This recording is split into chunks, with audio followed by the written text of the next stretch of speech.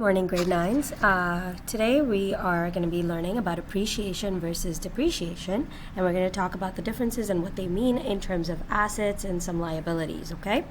So the first mind-zone I want you to think about is when you invest your money with a bank, it typically grows over time because the bank gives you a certain interest on it. Think about items or investments whose value decreases over time, and what do you think this might be? I'm going to let you pause this video for a second and think about that, and then we can have it played again. So appreciation essentially is when a product is increasing in value over time. So if you think about investments, right, your investments in a bank, they go up over time, you would hope that they go up over time. Housing, on the other hand, also goes up over time. Anything that's an asset, anything that's allowing your money to grow is appreciation. Depreciation, on the other hand, is an investment of something that decreases over time. So a car, for example, that's a liability. The minute you take a car out of a showroom, its value goes down by about 30% right off the bat, right? Your phone, you're going to buy a phone, it's brand new, it costs a lot of money, but once it's used, you can now sell it for a lower value. Its value goes down over time.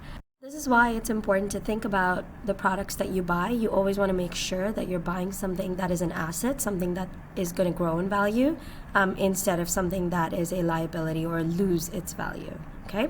Now let's talk a bit about the formula. When you're calculating something that is appreciating, which is growing, your formula, it's the same compound interest formula because it's the money that's growing, right? So it's 1 plus your interest rate, and again, it's growing or increasing or decreasing exponentially. So it's to the power of an exponent. In this case, it's going to be time, okay? Depreciation is going to be a continuous decrease in value.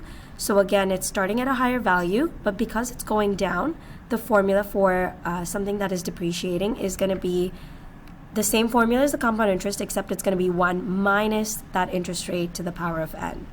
I'm going to write that down on the side here. So 1 minus that interest rate to the power of n. I can't do a power on my computer, so bear with me. That little hat there is the exponent that I'm talking about, okay?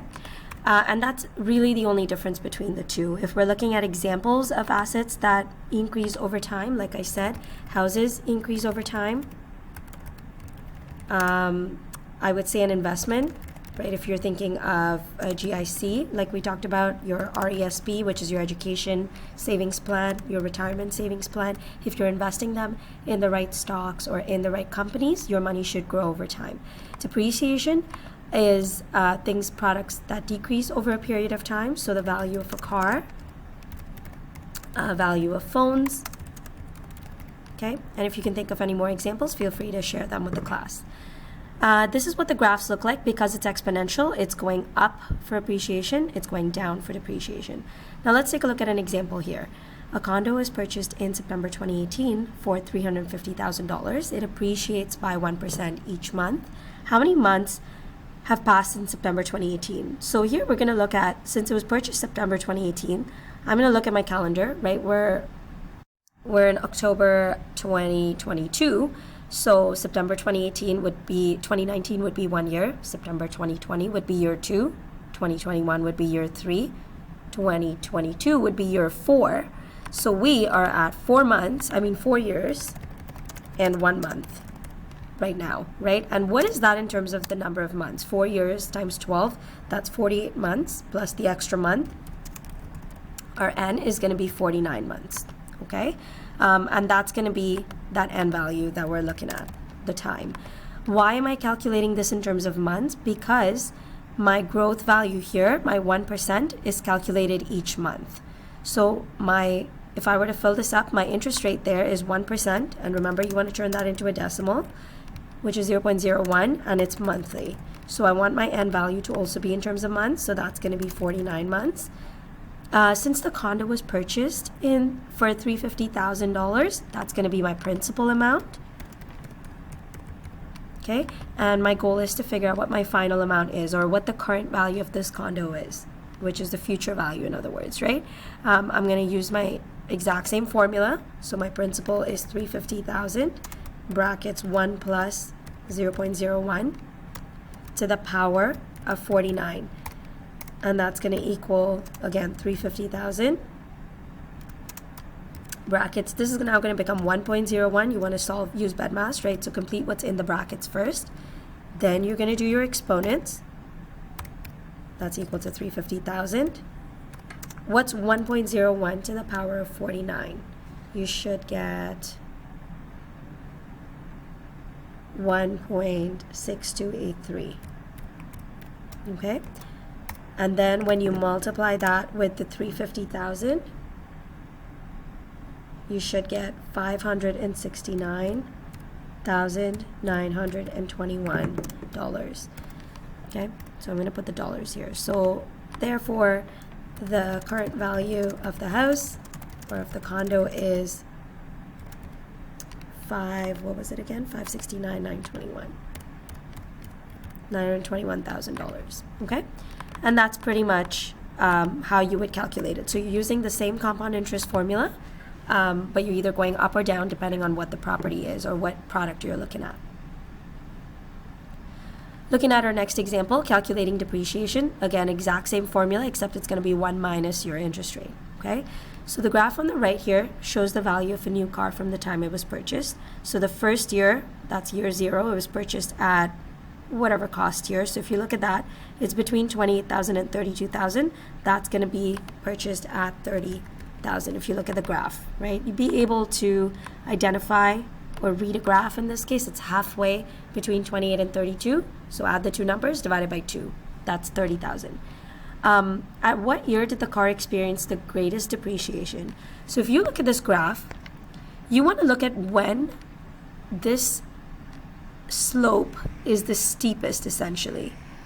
So what year is that value dropping the most drastically? And if you see it, it's this period here. That's where the slope is the steepest. Over a period of time, once it's gone down, if you look at it, once that graph goes down, it almost stabilizes later on. You're going to see that it kind of like stabilizes over a period of time. It doesn't matter whether it's been 5 years or 10 years. The value of your car is still pretty low now, right? It's that first year that it's going to be it's going to have the drastic decrease in value. So what year is it going to experience the greatest depreciation? I would say year 1, okay, or 0 to 1. By what percentage did the car depreciate in the first year of ownership? So let's look at what our value is. It started out at 30,000, and by the end of year 1, it is at approximately 21,000. So if you look at where this mark is here, it's at 21,000, right? Because remember that the halfway point there is going to be 22,000. It's between 20 and 22, so it's at 21,000. Okay? So what percentage did it depreciate first? To find the percentage, you always want to do your final value divided by your initial value times 100. Okay? So I'm going to take my final value, which is at the end of year 1. It's at 21,000. I'm going to divide that by my initial value, which was 30,000. And then I'm going to times that number by 100. And you should get, if you plug this into your calculator, 21,000 divided by 30,000 should give you 0.7. And then times that by 100, you should get 70%. So what percentage did it depreciate in the first year of ownership? It dropped to 70%, which means it went down 30% essentially. So the value of the car dropped 30%. And this is pretty common. The minute your car leaves the showroom, it loses 30% of its value. Okay?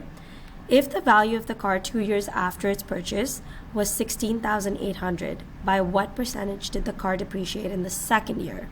Again, I want to look at my final value divided by my initial value. So the final value now is $16,800. I'm going to divide that by my initial value, which is 30,000. That's what I spent on it, right? And then I want to times that value by 100. Divided by 30,000. So this should give you 0.56, which is then equal to 56%. So this is how much it dropped, right? I mean, this is how much it is now, right? So how much did it depreciate? You want to go 100 minus 56, which is equal to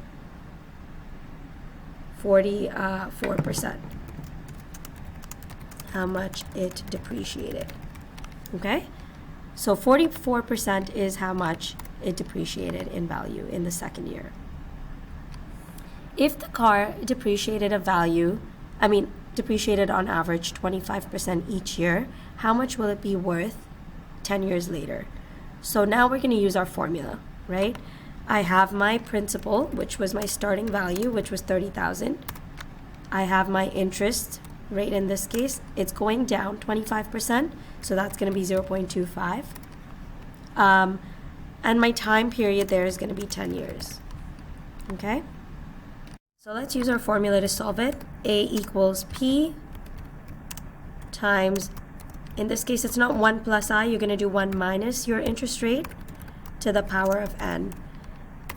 Okay? So that's going to equal, your principal in this case is $30,000 because that's what I borrowed the car for. That's how much money I spent for it. 1 minus 0.25 to the power of 10 years. And that should give you 30,000. Oops, sorry, 1 minus 0.25 should be 0.75 to the power of 10. And that's going to equal 30,000 times 0.0563. And when you multiply that out, you should get 1,689. So $1,689.40. So after 10 years, that's how much the value of the car is going to be. It's going to be $1,689. You see what a drastic decrease in value that car has over a period of time. And then this last little part here says some investments do not strictly appreciate or depreciate, but they fluctuate over time. They're riskier, but sometimes yield a higher return. And this is a huge example of the stock market that you guys are already investing in and cryptocurrency, okay? If you haven't already given me your stock market company, please make sure you get on that. And then for your homework, you're going to do the questions that are in your unit outline. I do want to highlight number 4 here, because I'm going to take that one up. It's a little bit different. So I'm going to take this one up with you guys. The value of a school bus decreases from $512,000 to $343,000 in 3 years. Find the annual rate of depreciation. Now remember, I have my initial value, right? So this is my principal.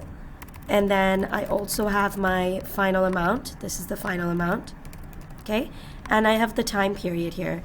To figure out your percentage of depreciation, you always want to do your final over your initial times 100, right? Times 100.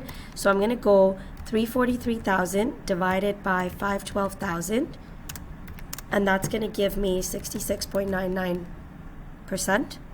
If you do that times 100, you get 66.99%. So that's how much it dropped, or that's how much it is now, right? So to figure out how much it depreciated, you then want to drop, you want to see how much that is from 100%. So 100% minus this percentage should equal 33.01%.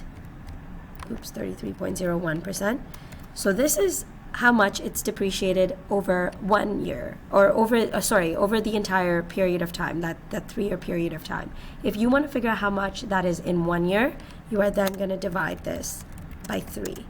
Okay, so that's going to give you 11% approximately is the annual rate of depreciation. Okay, and that's a good question. I think it's a little bit different from the answer key, but this is how I would do it.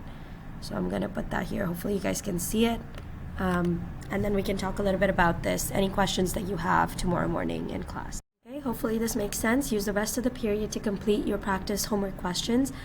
Try your best on it, and if you are done early, start working on your budgeting assignment or your unit review. Get a head start on anything. Remember that your test/assignment is going to be next Tuesday. Bye guys.